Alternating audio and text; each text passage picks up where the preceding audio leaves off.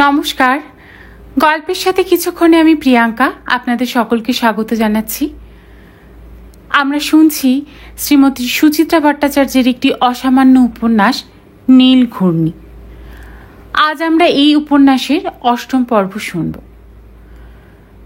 গল্প পাঠ শুরু করার আগে আপনাদের কাছে একটা অনুরোধ, যদি গল্প পাঠ ভালো লাগে তাহলে একটা লাইক করে দেবেন গল্পটাতে, আর যদি সম্ভব হয় তাহলে ফ্রেন্ডস আর ফ্যামিলির সাথে একটু শেয়ার করে নেবেন। চ্যানেলে আজ যদি নতুন এসে থাকেন তাহলে প্লিজ চ্যানেলটাকে সাবস্ক্রাইব করে নেবেন, আর পাশে যে বেল আইকনটি আছে তার অল নোটিফিকেশনটা কিন্তু অন করতে ভুলবেন না। আসুন তাহলে আজ আমরা নীল ঘূর্ণি উপন্যাসের ৮ম পর্বটি শুনে নিই।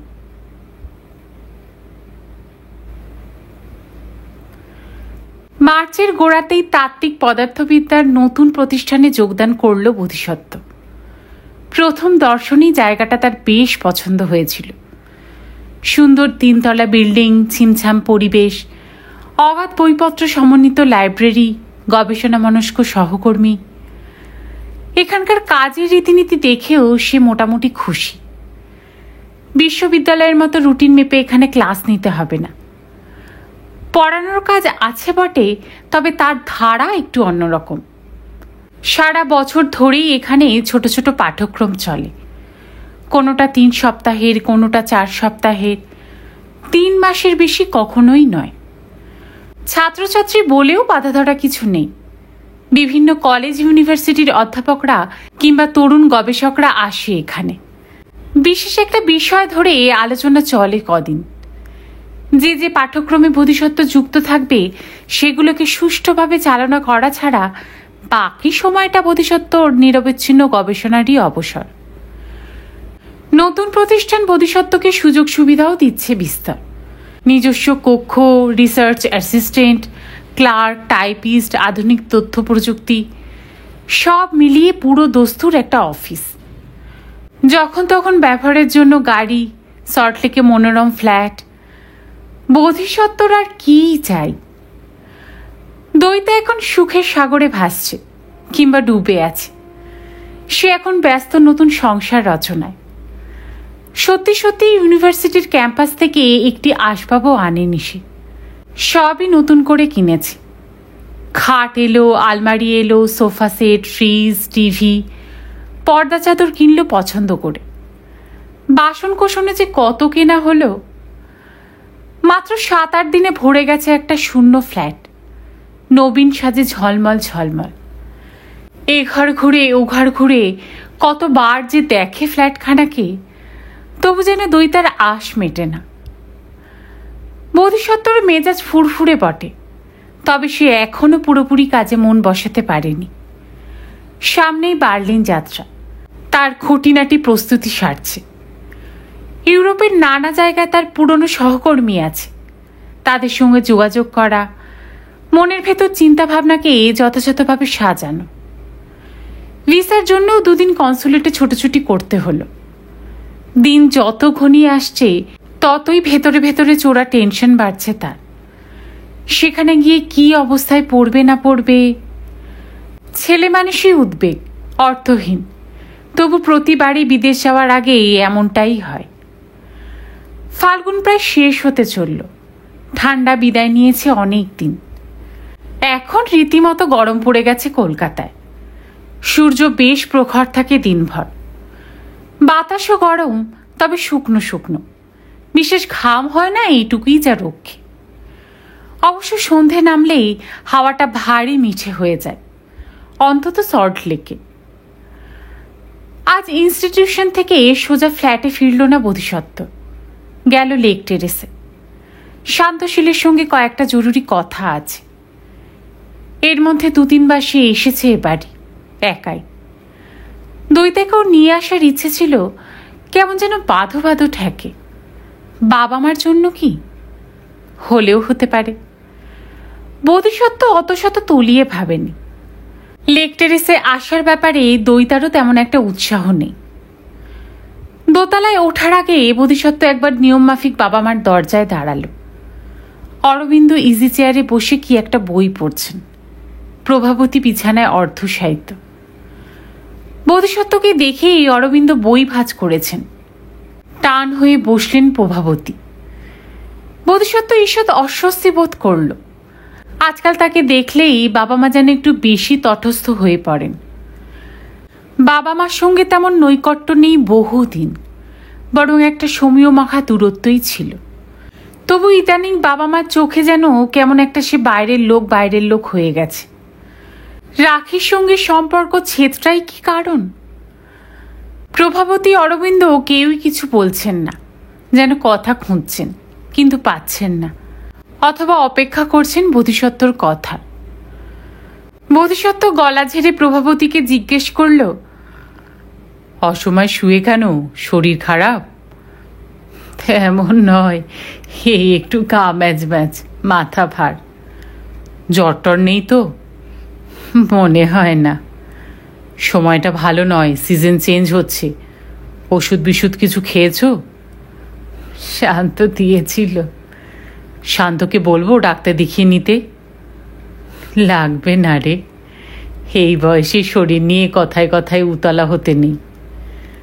প্রভাবতীর কুঞ্চিত গালে মৃদু হাসি ফুটেছে। তুই ভালো আছিস তো? আছি একরকম। এবার অরবিন্দর দিকে ফিরল বোধিসত্ত্ব। কি বই পড়ছো? Graham green novel? হ্যাঁ, ট্রাভেল উইথ মাই আন্ট। খুব থ্রিলিং বই। বোধিসত্ত্ব আলগা হাসল। উপদেশের ঢঙে বলল, চোখের বেশি স্ট্রেন করো না, বয়সটা 80 হয়েছে, এটা মানো তো? এবার রেখে দেব। সিঁড়ির কাছে গিয়ে বোধিসত্ত্বর পলকের জন্য মনে হলো মার কপালটা একবার ছুঁয়ে দেখা উচিত ছিল কি? মার চোখ দুটো কেমন যেন ছলছল করছিল না? অন্যমনস্ক মুখে ওপরে এসে বোধিসত্ত্ব দেখল শান্ত এসে গেছে। ভেতর বারান্দায় সোফায় বসে কি যেন গল্প শোনাচ্ছে অফিসের। দীপালি হাসছে মুখ টিপে। জুলিমিলিও আছে, তারাও হাসছে খিলখিল। কি সুখী পারিবারিক ছবি। শান্তর মতো বোধিসত্ত্ব কখনো বউ ছেলের সঙ্গে এরকম হাহাহিহি করতে পারল না। ভাবনাটাই কি হুল ছিল কোনো? বুকটা একটু জ্বালা জ্বালা করে কেন বরেণ্য বিজ্ঞানী বোধিসত্ত্ব মজুমদারের? বোধিসত্ত্বর উপস্থিতি টের পেয়েই হাস্যরোলের দফারফা। জুলিমিলি মুখের হাসি হাসি ভাব বজায় রেখেই সামান্য আড়ষ্ট পায়ে ঘরে চলে গেল। দীপালি উঠে জায়গা ছেড়ে দিল ভাসুরকে। অনুচ্চ স্বরে বলল, দাদা একটু চা করি? শান্তশীল শশব্যস্ত মুখে বলল, চা কেন, কফি করো, সঙ্গে একটু অমলেট ভেজে দাও। না, শুধু কফিই খাবো, দুধ ছাড়া। বোধিসত্ত্ব বসে সিগারেট ধরালো। ভাইয়ের দিকেও বাড়িয়ে দিয়েছে প্যাকেট। হালকা গলায় বলল, তুই আজ এত তাড়াতাড়ি ফিরেছিস যে? খুব তাড়াতাড়ি নয়, 7টা বেজে গেছে। দু একটা কথার পর কাজের কথা পারল বোধিসত্ত্ব। ক্যাম্পাস টাউনের বাংলোটা তো আমার তালা বন্ধই পড়ে আছে রে। এবার তো ভেকেট করার জন্য ইউনিভার্সিটি নোটিশ পাঠাবে। শান্তশীল অ্যাস্ট্রেতে ছাই ঝাড়ল। তুমি কি সত্যি সব ফার্নিচার ডিসপোজ অফ করে দিতে চাও?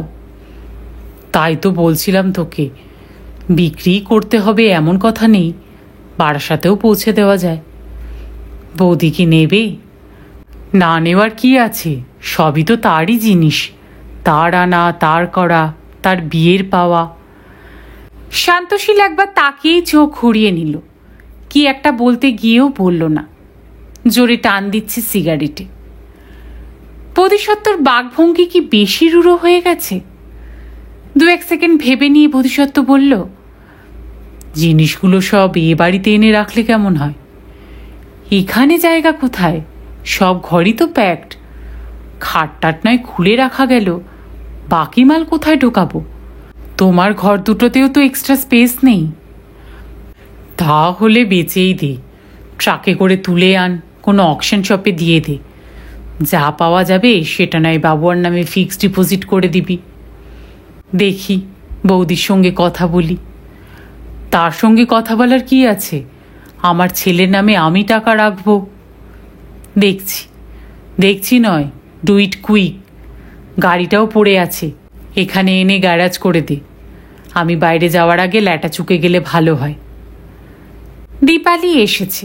সুদৃশ্য কফি মগ কাচের টেবিলে সাবধানে নামিয়ে সোফায় বসল।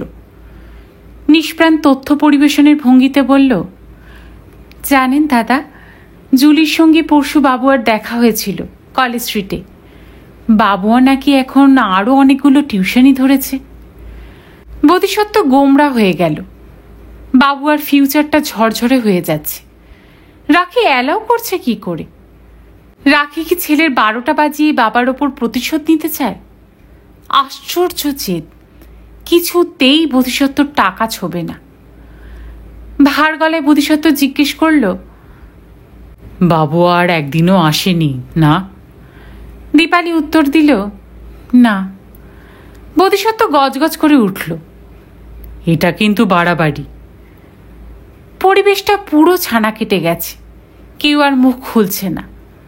ক্ষণিক নৈশব্দই থমথমে বাতাবরণ গড়ে তুলেছে। বোধিসত্ত্বর খারাপ লাগলো একটু। তার নিজের সমস্যা নিয়ে ভাইয়ের পরিবারের ওপর সে কি উৎপাত করছে? এত অল্পে সে মেজাজ হারাচ্ছেই বা কেন? আবহাওয়া লঘু করার জন্য বোধিসত্ত্ব বলল, যাকগে, ছাড়ো ওসব। তোমরা কবে আসছো আমার ফ্ল্যাটে? যাব। শান্তশীল ঘাড় নাড়ল। আমি চলে যাওয়ার আগে আয় একদিন। দেখি, আমার তো এখন আবার এয়ার এন্ডিংয়ের চাপ শুরু হবে। তাহলে তুমি একদিন এসো। বোধিসত্ত্ব দীপালির দিকে তাকালো। দইতা কেমন ঘরদোর সাজালো একবার দেখে যাও। ও ছেলে মানুষ, তুমিও কি একটু আদ্রু সাজেশনও দিতে পারবে? দীপালি হু হ্যাঁ কিছুই বলল না। বোধিসত্ত্ব ভুরু কোচকালো। কবে আসছো? উত্তর নেই। দীপালি স্বামীর দিকে তাকাচ্ছে আড়ে আড়ে। বোধিসত্ত্বর বিরক্তিটা ফিরে আসছিল। তার ফ্ল্যাটে পা দিতে কি আপত্তি আছে দীপালির? রাখির সঙ্গে দীপালির এমন কিছু সখিত্বও তো ছিল না। হঠাৎ হঠাৎ এত দরদ উঠলে ওঠে কেন? বোঝে না ওই নীরবতায় হেও করছে বোধিসত্ত্বকে? শান্তশীল বুঝি অসন্তোষটা আজ করেছে। তাড়াতাড়ি প্রসঙ্গ ঘোরালো। তাহলে লোকজন নিয়ে এই রোববারই ক্যাম্পাস টাউনে চলে যাই দাদা।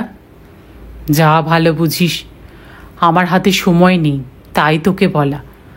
অবশ্য তোর যদি অসুবিধা থাকে আমি নয় যা হোক কিছু একটা।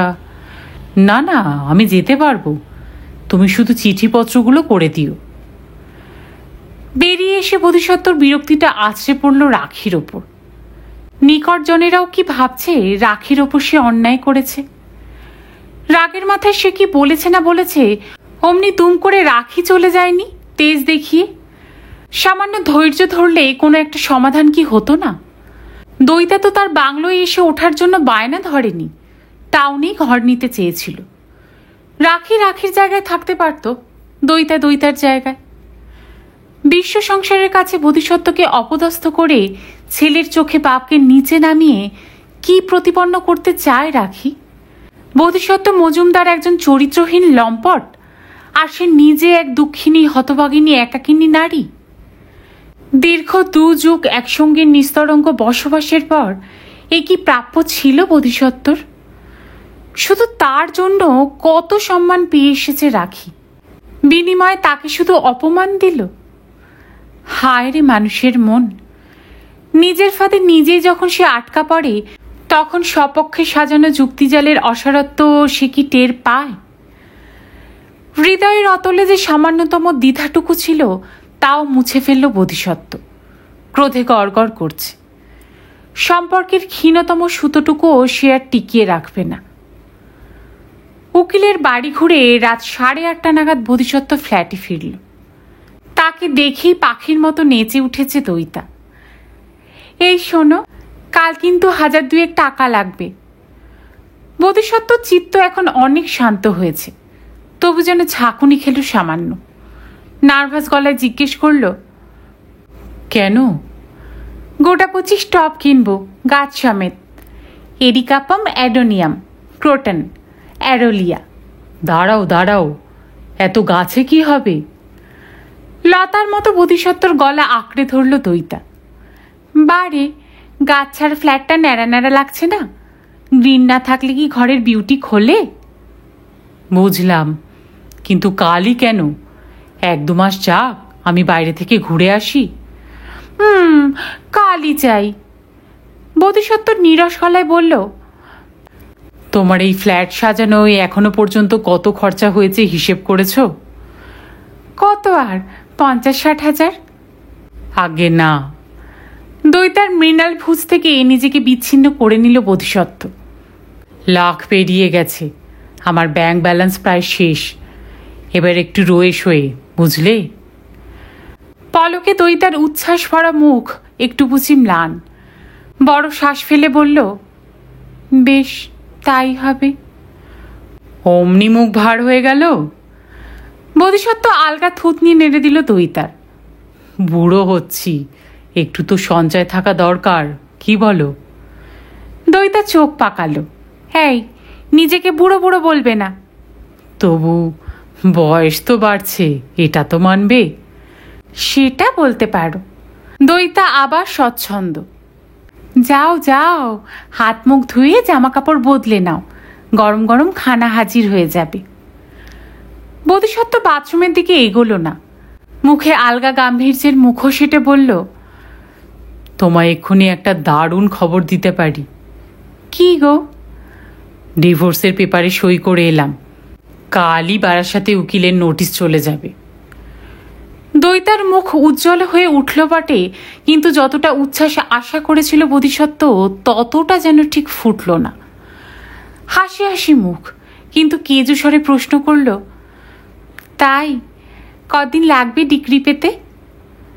ওদিক থেকে কন্টেস্ট না করলে বেশি দিন তো লাগার কথা নয়। অবশ্য আমাদের হিন্দু ম্যারেজ ছিল তো, একবারে ডিভোর্স হয়তো হবে না। তাহলে প্রথমে জুডিশিয়াল সেপারেশন থাকবে, তারপর ডিভোর্স। কতদিন পরে যেন। জলদি জলদি চাইলে ব্যাপারটা খুব হেলদি হবে না। বুঝলাম না। আমি তো রাখির এগেনস্টে কোনো জোরালো গ্রাউন্ড আনতে পারছি না। তেমন হলে আমাকেই রাখির কাছে হয়তো প্রস্তাব পাঠাতে হবে, ও যেন আমার এগেনস্টে অ্যাডাল্টারি চার্জ আনে।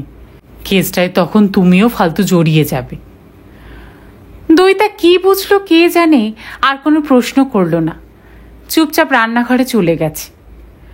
খাওয়া দাওয়ার পর শুতে যাওয়ার আগে আয়নার সামনে দাঁড়িয়ে চুল বাঁধছিল। তখন আবার নিজে থেকেই তুলল কথাটা, আমি কিন্তু একটু তাড়াতাড়ি ফয়সলা চেয়েছিলাম। বোধিসত্ত্ব সামান্য চিন্তিত ছিল। শব্দগুলো এখন আর ঠিকঠাক মাথায় ঢুকল না। বলল, কিসের ফয়সলা? তোমার ডিভোর্সের। বারে, বললাম না তোমাকে আমি জড়াতে চাই না। দইতা মুচকি হাসল। কিন্তু আমরা যেভাবে রয়েছি, এটাকেও তো অ্যাডাল্টারিই বলে, নয় কি? বোধিসত্ত্ব থমকালো একটু, মুখ দিয়ে বেরিয়ে এলো, তো আমি বুঝতে চাইছি তোমার কিসে অসুবিধে হচ্ছে? আমাকে জড়ানোয়, নাকি নিজেকে ব্যভিচারী হিসেবে কোর্টে দাঁড় করানোয়? আমাদের সম্পর্কে যদি কোনো পাপ না থাকে, তাহলে তো সংকোচের কোনো অর্থ হয় না। কি ঠিক বলছি? বোধিসত্ত্ব গুম হয়ে গেল। কথাটা কোথায় যেন ঘা মারছে। অহংবোধে? তা কি করে হয়? দইতাকে নিয়ে এসে তো একটি বারের জন্যও সংকুচিত হয়ে থাকেনি। ইউনিভার্সিটির উপাচার্য যখন তাকে ডেকে পাঠিয়েছিল, তার নামে আসা উড়ো কমপ্লেনটা দেখালো, তখনও তো সে তার অবস্থান থেকে নড়েনি এতটুকু। লোকটা তার হাত ধরে অনুরোধ করেছিল, প্রফেসর মজুমদার, আপনি শুধু একবার লিখে দিন দইতা মিত্র মেয়েটা আপনার রিলেটিভ, আপনি তাকে পড়াশোনার সুবিধার জন্য আপনার বাড়িতে এনে রেখেছেন। ব্যাস, তা হলেই আমি এই কমপ্লেন নোংরা কাগজের ঝুড়িতে ফেলে দেব। বোধিসত্ত্ব মুখের ওপর বলে দিয়েছিল, আমি মিথ্যে বলতে পারবো না, আমি দইতাকে ভালোবাসি। আমরা স্বামী স্ত্রীর মতো জীবনযাপন করছি, আর এটাই সত্যি। আপনাকে অস্বস্তির মধ্যে ফেলতে চাই না। Here I tender my resignation. কিন্তু এও তো সত্যি, নিজেকে ব্যভিচারী ভাবতে অস্বাচ্ছন্দ্য বোধ করছে সে। দইতা কি করে তাকে এত স্পষ্টভাবে পড়ে ফেলল? রাতটা তেমন মধুর কাটল না। একটু একটু যেন শৈত্য অনুভব করছিল বোধিসত্ত্ব। স্বাভাবিক ছন্দে শরীরের খেলায় আহ্বান করল দইতা। ঠিক ঠিক সাড়া দিতে পারল না আজ। দইতা ঘুমিয়ে পড়ার পর বোধিসত্ত্ব পায়ে পায়ে পাশের ঘরে এলো। তার স্টাডি রুম ভারী সুচারুভাবে সাজিয়ে রেখেছে দইতা। চেয়ারে গিয়ে বসল বোধিসত্ত্ব। একটা সিগারেট ধরালো, তারপর আর একটা, তারপর আর একটা। কখন যেন টেবিল ল্যাম্প জ্বালিয়েছে, ডুবে গেছে বইতে। কাগজ টানল, অঙ্ক কষছে। ধীরে ধীরে শরীরী জগৎ ছেড়ে অনন্ত মহাশূন্যে পাড়ি দিল বোধিসত্ত্ব। তার মানুষলোকে এখন আর কোনো দইতা কিংবা রাখি নেই। সেখানে শুধু শ্বেত বামন আর কৃষ্ণ গহ্বর। বাবুয়া এক মনে কোয়েশ্চেন পেপার দেখছিল বুলটু রিন্টির। কাল রিন্টির অ্যানুয়াল পরীক্ষা শেষ হয়েছে, বুলটুর আজ। দুজনেরই শেষ পরীক্ষা ছিল অঙ্ক। প্রশ্নপত্রের ধারে ধারে উত্তরগুলো লিখে এনেছে ভাই বোন। মনে মনে মেলাচ্ছিল বাবুয়া। মীরা প্লেটে অমলেট আর মিষ্টি সাজিয়ে এনে রাখল বিছানায় বাবুয়ার সামনে। খাটের ধারে চেয়ার টেনে বসেছে বাবুয়া। বিছানায় ভাই বোন, বই খাতা। প্রথম প্রথম এভাবে পড়াতে বাবুয়ার খুব অস্বস্তি হতো। এখন অভ্যেস হয়ে গেছে। মীরা প্লেট রেখে অন্যদিনের মতো চলে যায়নি। বিছানার কোণে বসল। মৃদু উদ্বিগ্ন স্বরে জিজ্ঞেস করল, কি বুঝছেন মাস্টারমশাই? কেমন করেছে দুজনে?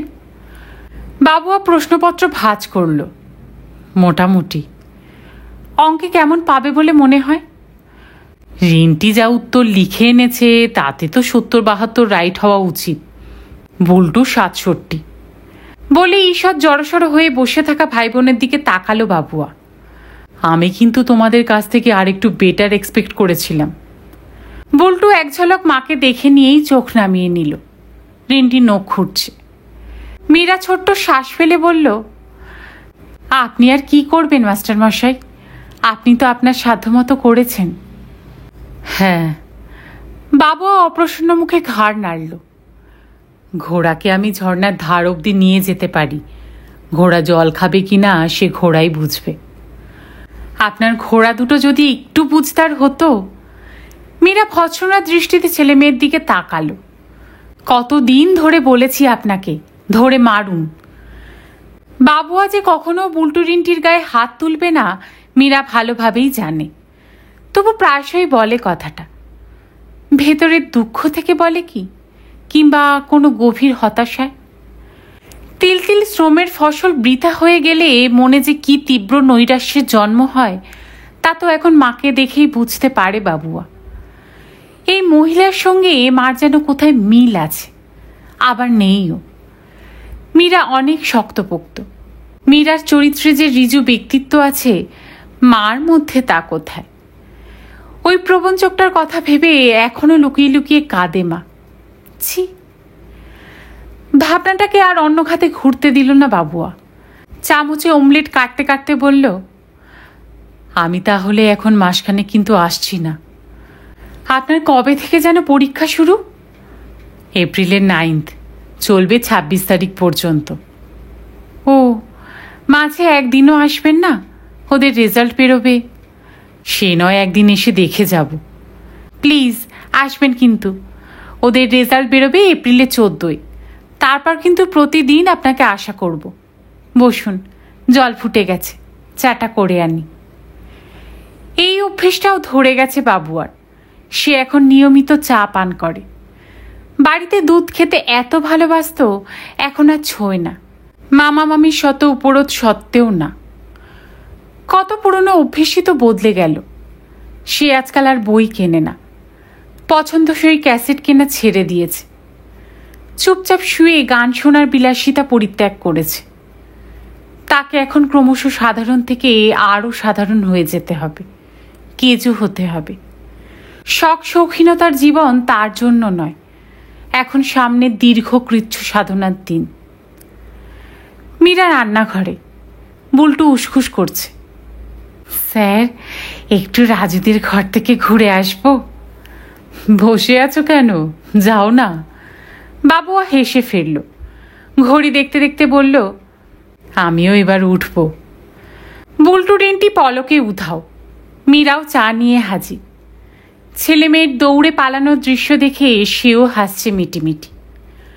কাপডিশ বাবু আর হাতে ধরিয়ে দিয়ে বলল, ওহো, আপনাকে তো একটা কথাই বলা হয়নি। আপনার বন্ধু তমালবাবু আপনাকে খুঁজছিলেন।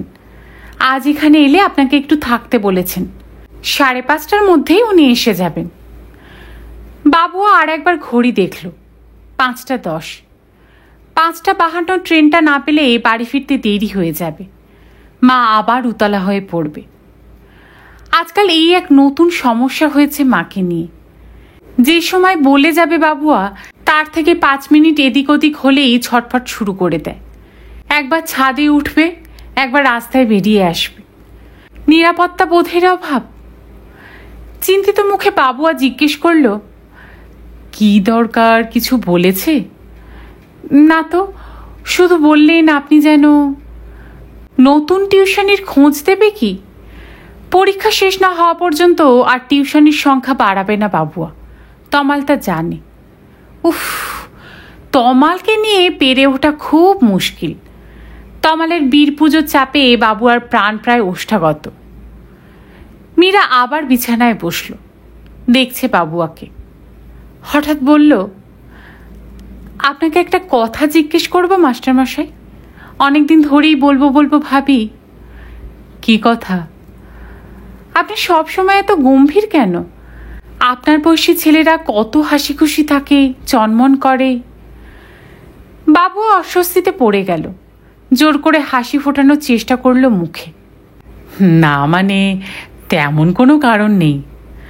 আপনার বয়সী ছেলেদের সবসময় গোমরা দেখলে আমার কেমন যেন ভয় ভয় করে। কেন, কিসের ভয়? মীরা একটুক্ষণ চুপ, তারপর বলল, আমার একটা ভাই ছিল, আমার থেকে বছর 6 ছোট। কলেজে ঢোকার পর থেকে যে কি হলো, সারাক্ষণই মুখ থমথম।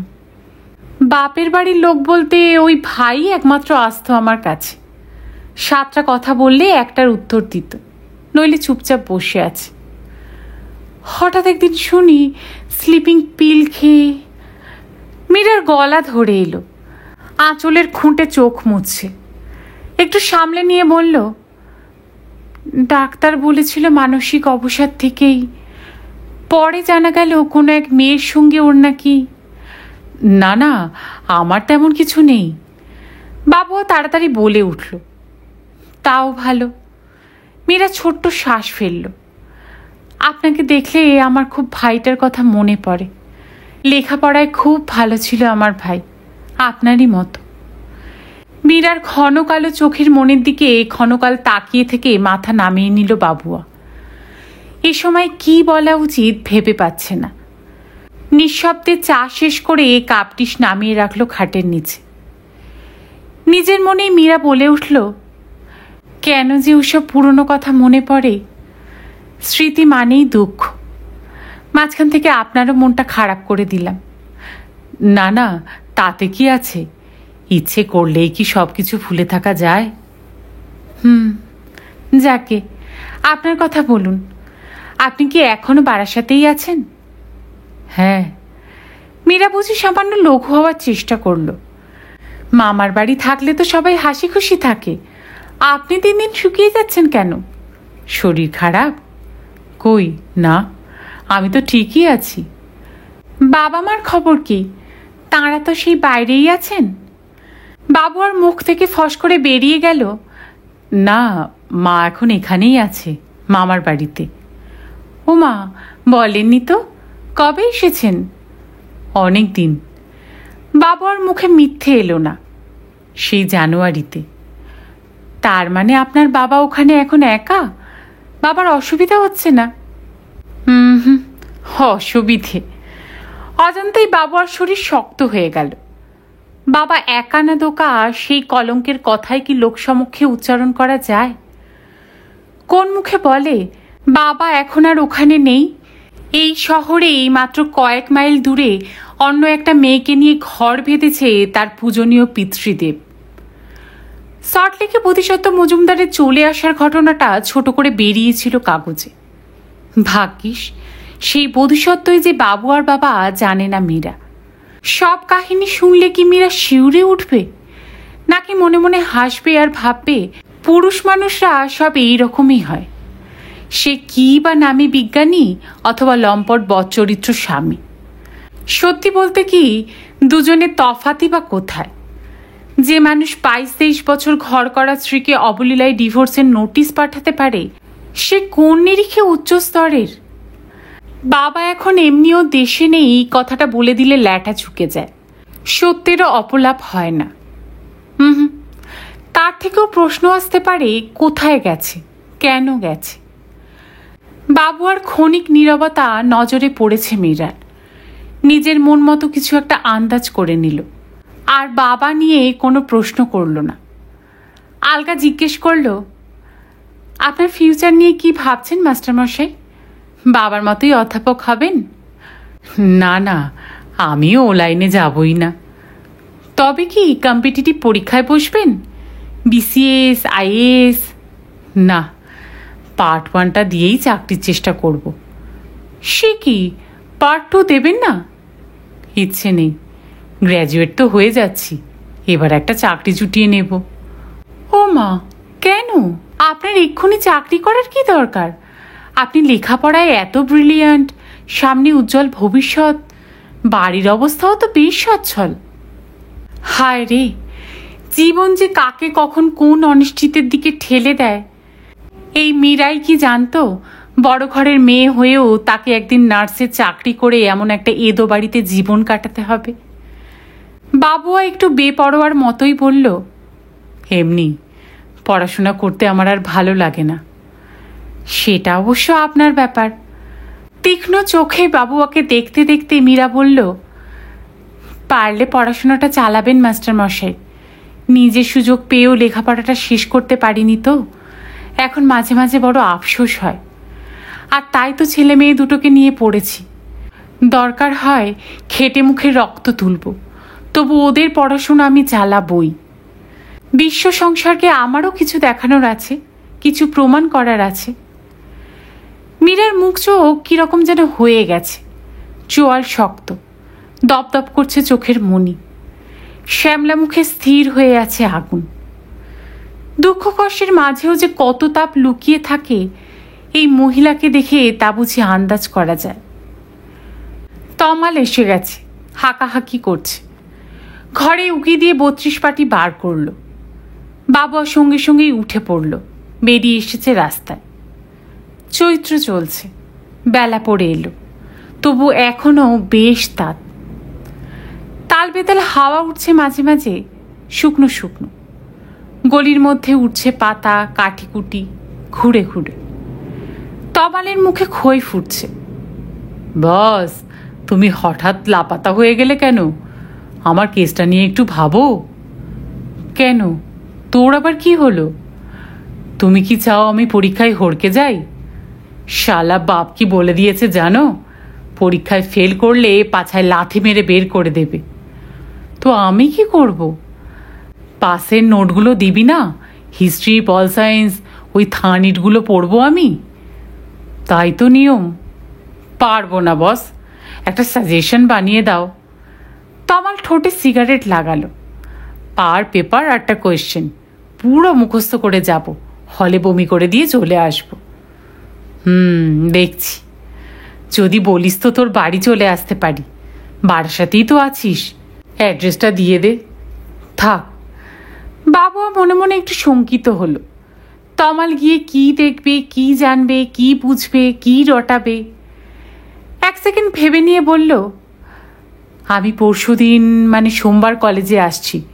শুনছি অ্যাডমিট কার্ড এসে যাবে, তুইও ওই দিন কলেজে আয়। গলি ছেড়ে বড় রাস্তায় এসেছে 2 বন্ধু। অফিস ছুটি হয়ে গেছে। গৃহাভিমুখী মানুষ উদ্ভ্রান্তের মতো ছুটছে শিয়ালদার দিকে। সামান্য অমনোযোগী হলেই দুমদাম ধাক্কা লেগে যায়। ভিড় আর কোলাহলের মধ্যে দিয়ে হাঁটতে হাঁটতে একটা অদ্ভুত গন্ধ পাচ্ছিল বাবুয়া, শ্রমের, ঘামের। ফুটপাত জুড়ে হকাররা চৈত্র সেলের পসরা সাজিয়ে বসেছে তাদের জিনিসপত্রে। এই মিশ্র গন্ধে এতটুকু মিষ্টত্ব নেই। তবু যেন গন্ধটা বড় টানে বাবুয়াকে। কেন যে টানে? কাঁধে দায়িত্বের জোয়াল টানার সময় হয়ে এলো বলেই কি?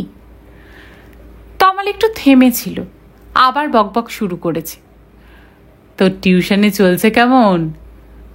মন্দ কি, ভালোই তো। পরীক্ষা টরীক্ষা সব হয়ে গেল।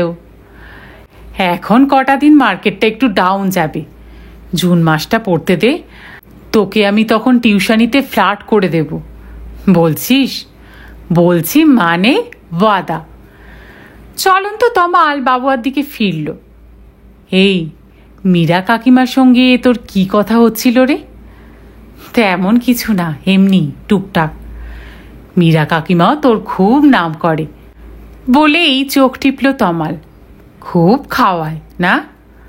হই চা বিস্কুট। ঢপ মেরো না গুরু, তোমার প্লেটে আজ অমলেটের কুচি পড়েছিল, ম্যায় আপনি আঁখো সে দেখা। বাবুয়া হেসে ফেলল। তোর তো শকুনে চোখ রে, তোকে বুঝি টিউশনি বাড়িতে কিছু খেতে দেয় না? তমাল হালদারকে না দিয়ে উপায় আছে? তমাল খ্যাক খ্যাক হাসল। একটা বাড়িতে চা পর্যন্ত ঠেকাতো না, তাদের কিভাবে টাইট দিয়েছিলাম জানিস? ছেলেকে পড়াতে পড়াতে ঝ্যাট করে মাকে ডেকে পাঠালাম। বললাম, আপনার ছেলেকে একটু দেখুন তো, আমি সামনের দোকান থেকে এই কচুরি সিঙ্গারা খেয়ে আসছি। কলেজ থেকে ফিরেছি তো পেটে ছুঁচোর ডন মারছে। ব্যাস অমনি মাটার ঘাড় ঝুলে গেল। এখন রোজ আমার জন্য একটা করে টিফিন কেক এনে রাখে। বাবুয়ার পেট গুলিয়ে হাসি উঠে আসছিল। বলল, তোর ভাবে বলতে লজ্জা করলো না? কিসের লজ্জা? পেটের ধান্দাতেই তো যাচ্ছি নাকি? বলতে বলতে একটা মোটাসোটা লোকের সঙ্গে প্রায় ধাক্কা লেগে যাচ্ছিল তমালের। রক্ত চোখে তার দিকে একবার তাকিয়ে নিল তমাল। পরক্ষণে হাসি মুখে বলল, বুঝলে বস, মানো আর না মানো, মানুষের যত ফাইট সবই পেটের 3 ইঞ্চি জায়গার জন্য। এটি স্যাটিসফাইড না থাকলে শরীরের আর বাকি সব অঙ্গ ফালতু হয়ে যায়। বাবুয়া মাথা দোলাতে বাধ্য হলো। মাঝে মাঝে বেশ দারুণ দারুণ উক্তি ঝাড়ে তমাল। পেটের চিন্তা আছে বলেই না বাবুয়াকে ভবিষ্যৎটা বদলে ফেলতে হচ্ছে। শিয়ালদা স্টেশন এসে গেছে। তমাল আরও একটুক্ষণ সঙ্গে থাকার জন্য ছটফট করছিল। বাবুয়া দাঁড়ালো না। প্ল্যাটফর্মের ঠিক থেকে ভিড়, ট্রেন নেই। উদ্দেশ্যহীনভাবে বাবুয়া ঘুরছে, ঘন ঘন ঘড়ি দেখছে। ক্লোজ সার্কিট টিভিতে ফুটবল খেলা চলছে। এক ঝলক সেদিকে দৃষ্টি রেখেও চোখ সরিয়ে নিল। একটা বনগা লোকাল ঢুকতেই কাতারে কাতারে লোক দৌড়াচ্ছে সেদিকে। বাবুয়া ভিড়ের অনুবর্তী হতে চায় না। অন্যকে ঠেলে ঠুলে নিজের জায়গা করে নেওয়াতেও তার ঘোর আপত্তি। তবু দৌড়ল সে, ঘোর লাগা মানুষের মতো। এই ভিড় স্টেশনে ঢুকলেই সুস্থ চিন্তাগুলো কেন যে এমন তালগোল পাকিয়ে যায়। যাত্রী পেটে পুড়ে ট্রেনের যাত্রা শুরু। বাবুয়া প্যাসেজে কষ্টের সৃষ্টে দাঁড়িয়ে। এই গাদাগাদিতে তাস পাটিরা খেলায় মেতেছে। চিৎকার করে অফিসের গল্প করছে কেউ কেউ, কেউ বা চোখ বুজেছে। হকাররা ব্যবসা সারায় ব্যস্ত। বাবুয়া নিজের মধ্যে ডুবেছিল। মীরার মুখখানা দুলে উঠল চোখের সামনে। কি দৃঢ়স্বরে কথাগুলো বলছিল মহিলা। কিছু কি আজ করেছে বাবুয়ার সম্পর্কে? লেখাপড়া ছেড়ে দেওয়ার কথা বলে বাবুয়া কি মীরার চোখে ছোট হয়ে গেল? তো অত কথা না বলে আগে বেরিয়ে এলেই ভালো হতো, ওই তমালটার জন্য। না, তমালের ওপর চোটে লাভ নেই। ও অনেক টিউশনি দেবে। চাকরি তো আর হাতের মোয়া নয় যে চাইলেই কেউ টুপ করে পেয়ে যাবে। হয়তো কমাস ওই টিউশনি কি চাকরি জুটাতে পারে বাবুয়া। কাকাকে বললে মোটাসোটা কিছু হয়তো জোগাড় হয়ে যায়। কিন্তু কাকাকে নয়, কাকা বোধিসত্ত্ব মজুমদারের ভাই। কাকাও মাকে ঘুরিয়ে পেঁচিয়ে কম অপমান করেনি। ক্যাম্পাস টাউনের ফার্নিচার বেচার টাকা দিতে চায়। এ নিয়ে বিনিয়ে কি ডায়লগ! বৌদি, এ তো তোমার প্রাপ্য। দাদা একটা ভুল করেছে বলে তুমি কেন তোমার হক ছাড়বে? বাড়ি থেকে মা আউট হয়ে গেল, তার কিছু করতে পারল না, হক দেখায়। সব তোলা থাকছে, বাবু একদিন দেখে নেবে। গোটা মজুমদার ফ্যামিলিকে এমন শিক্ষা দেবে। একটা সেলসম্যানের চাকরির চেষ্টা করলে কেমন হয়? লোকের দরজায় দরজায় ঘুরে জিনিস ফেরি করবে, সাবান, পারফিউম, কসমেটিক্স। কাকা কাকিমাদের কোনো ছলে কথাটা শুনিয়ে দিলে বোধিসত্ত্ব মজুমদারের কানে কি পৌঁছবে না? সে কেন শুধু বিজ্ঞানীর ছেলে হবে? বোধিসত্ত্ব মজুমদারও ফেরিওয়ালার বাপ হোক। কথা সে কম বলে বটে, কিন্তু খারাপ বলে না। যুক্তিও সে ভালোই সাজাতে পারে। ইংরেজিও তার মুখে মন্দ আসে না। তাহলে সেলস লাইনে বা কেন উন্নতি করতে পারবে না বাবুয়া? তারপর যদি পয়সা করি কিছু জমাতে পারে, তো স্বাধীনভাবে কিছু একটা ব্যবসা ট্যাবসা। বাবুয়াকে পারতেই হবে। মীরার কথাগুলো আবার কানে আছড়ে পড়ল বাবুয়ার। বিশ্ব সংসারকে বাবুয়া দেখিয়ে দেবে বোধিসত্ত্ব মজুমদারের ছেলে না হয়ে থেকেও সে অন্ধকারে হারিয়ে যায়নি। সে প্রমাণ করে দেবে শুদ্ধসত্ত্ব মজুমদারের মধ্যেও কিছু মাল মশলা আছে, একেবারে নিজস্ব। ট্রেন বারাসাত পৌঁছল প্রায় 7টায়। স্টেশন থেকে মামার বাড়ি বেশ খানিকটা পথ। ইদানিং রিক্সা নেয় না বাবুয়া, রাস্তাটুকু হেঁটেই মেরে দেয়। 1 পয়সা বাঁচানোও তো 1 পয়সা রোজগার। উত্তেজনায় টকবক করতে করতে বাড়ি এলো বাবুয়া। ঢুকেই হাঁ। একতলার বৈঠকখানা ঘরে কার সঙ্গে কথা বলছে মা? সৌমিক নামের ছেলেটা না? বাবুকে দেখেই সৌমিক উচ্ছ্বাসিত, যেন কতদিনের চেনা এমন ভঙ্গিতে বলে উঠল, এতক্ষণে ফিরলে? সেই কখন থেকে তোমার জন্য বসে আছি। বাবু আরো হকচকিয়ে গেল। মাত্র 2 দিনের আলাপ, তাও প্রায় রাস্তাঘাটেই বলা যায়। সোজা বাড়ি চলে এলো। একটু গায়ে পড়া ধরনের আছে বটে সৌমিক। ট্রেনে খুব বোর করছিল। হঠাৎ 3 মাস পর উদয়ই বা হলো কোত্থেকে? বাড়িতে আসা অতিথির সঙ্গে কাট ব্যবহার করাটা অভদ্রতা। বাবু হালকা হেসে বলল, হ্যাঁ, একটু দেরি হয়ে গেল। আপনি হঠাৎ? আমার তো পাশেই একটা ঠেক রয়েছে, লাল বাবাজির আশ্রম। দুপুরে ছুটির পর এসেছিলাম, ভাবলাম তোমার সঙ্গে একটু দেখা করে যাই। যুক্তিটা কেন যেন বিশ্বাসযোগ্য মনে হচ্ছিল না বাবুয়ার। লালজি বাবার আশ্রমে নিয়মিত আসে সৌমিক? কই, দেখে তো মনে হয় না। সংশয়টা গোপন রেখেই বলল, মা, তুমি সৌমিক বাবুকে চাটা দিয়েছ? হ্যাঁ রে বাবা, হ্যাঁ। রাখি স্মিত মুখে বলল, তোর বন্ধুর কোনো অযত্ন করিনি। তবে ও তো তেমন কিছু খেলোই না। কতবার করে বললাম অফিস থেকে এসেছো, একটু লুচি তরকারি করে দিই, তা এই ছেলের সবেতেই না। মিষ্টি তো খেলাম মাসিমা। সৌমিক বাবুয়ার দিকে ফিরল। তোমার পার্ট 1-এর প্রিপারেশন কতদূর চলছে? আপনার অফিস? গয়ং গচ্ছ। অফিস একটা অত্যন্ত ডাল মোনোটোনাস ব্যাপার, nothing to talk about. Soumik কবজি ওঠাল। আজ তাহলে আসি মাসিমা। সে কি, বন্ধু এলো, একটু গল্প গুজব করো। আজ আর হলো না, এক্ষুনি বেরোলেও বাড়ি ফিরতে ফিরতে 9টা বেজে যাবে। বলেই আবার বাবুয়ার দিকে ফিরেছে সৌমিক। তুমি আমায় এগিয়ে দেবে না? চলো একটু হাঁটতে হাঁটতে কথা বলি। খুব স্বাভাবিক স্বর, তবু কথাটা কানে বাজল বাবুয়ার। কয়েক সেকেন্ড স্থির চোখে দেখল সৌমিককে, তারপর বলল, চলুন।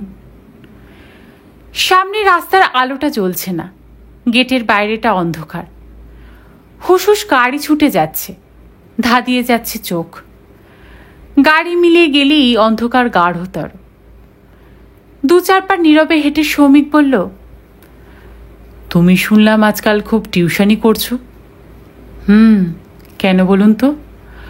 তোমার মা বলছিলেন ছেলেটার খুব খাটুনি যায়, বই নিয়ে বসলেই ঢুলতে শুরু করে। তো এত পড়ানোর কি দরকার? আগে নিজের পড়াশোনাটা করো। বাবার মুখ থেকে বেরিয়ে আসছিল, নিজের চরকায় তেল দিন। অনেক কষ্টে চুপ করে রইল। আবার 2-4 পা নিঃশব্দে হাঁটল সৌমিক। আচমকা বলল, আমি কেন এসেছি আন্দাজ করতে পারছো? আমাকে টিউশনি ছাড়া আর উপদেশ দিতে নয়, এটুকু অন্তত অনুমান করছি। এবং কোনো আশ্রমেও আমি আসিনি, তোমাদের এখানেই এসেছি। আমারও এমনটাই মনে হচ্ছিল। কারণটা জানতে পারি? যদি বলি তোমার মাকে দেখতে। একটু যেন দম নিল সৌমিক, তারপর বলল, প্রফেসর মজুমদারের স্ত্রীর সঙ্গে আলাপ করতে। চমকে সৌমিকের দিকে তাকালো বাবুয়া। অন্ধকারে সৌমিকের মুখ ভালো করে দেখা যাচ্ছে না। ঈষৎ রুক্ষভাবেই বলল, কেন? ওকে দেখে আন্দাজ করতে চাইছিলাম প্রফেসর মজুমদার মানুষ কেমন, কেনই বা তিনি স্ত্রীকে পরিত্যাগ করেছেন। বাবুয়া পলকের জন্য নাড়া খেল, পরক্ষণই দপ করে জ্বলে উঠল।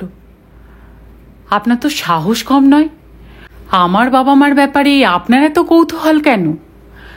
কারণ তোমার বাবা প্রফেসর বোধিসত্ত্ব মজুমদার আমার একটা চরম ক্ষতি করেছেন।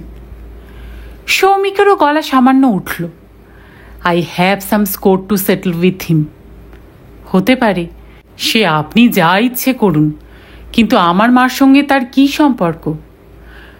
একটা পরোক্ষ সম্পর্ক আছে বই কি। তাকে ডেজার্ট করে একটা অন্য মেয়েকে নিয়ে তিনি ঘর বেঁধেছেন। ইনসিডেন্টলি আর অ্যাক্সিডেন্টলি সেই মেয়েটির সঙ্গে আমার বিয়ে ফাইনাল হয়ে গিয়েছিল। প্রবল ঝাঁকুনি খেল বাবুয়া। চলন্ত গাড়ির হেডলাইটে মুহূর্তের জন্য সৌমিকের মুখখানা দেখতে পেল। অদ্ভুত কঠিন, ভাবলেশহীন, যেন প্রস্তর মূর্তি কথা বলছে। সৌমিক বুঝি বাবুয়াকে ধাক্কাটা শুইয়ে নেওয়ার সময় দিল। কিছুক্ষণ পরে বলল, তোমার বাবার ইরেসপন্সিবল অ্যাক্ট কত কিছু শাট আউট করে দিয়েছে জানো? আমার কথা ছেড়েই দাও। দইতা, মেয়েটির বাবা মা শোকে পাথর হয়ে গেছেন। দুটো ফ্যামিলির মান সম্মান সব ধুয়ে মুছে গেল। বাবুয়া নিরস্বরে বলল, তার সঙ্গে আমার মার সম্পর্ক কি? আছে সম্পর্ক।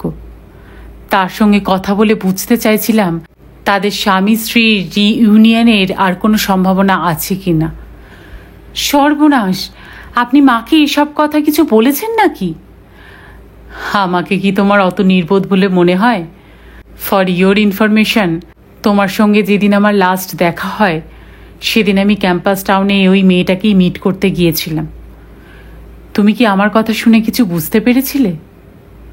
নিশ্চিন্তে থাকো, তোমার মাকেও আমি কিছু বুঝতে দিইনি।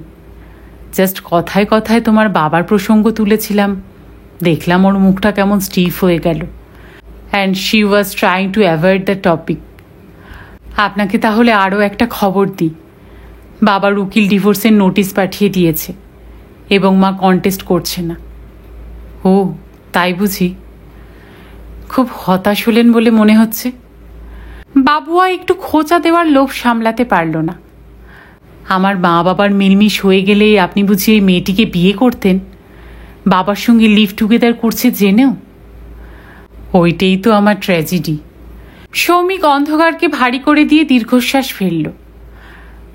আমি যে ওই মেয়েটাকে ভালোবাসি এখনো, and she is my destiny.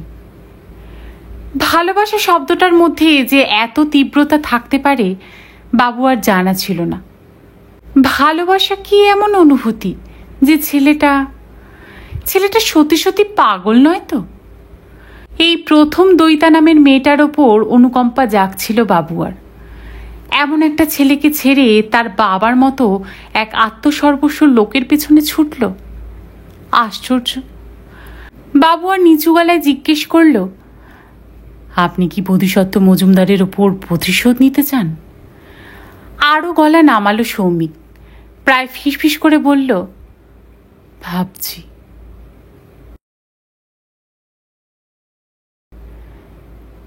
শেষ করলাম আজকে শ্রীমতী সুচিত্রা ভট্টাচার্যের একটি উপন্যাস নীল ঘূর্ণির ৮ম পর্ব। সকলে খুব ভালো থাকবেন। গল্প শোনার জন্য আপনাদের সবাইকে অসংখ্য ধন্যবাদ।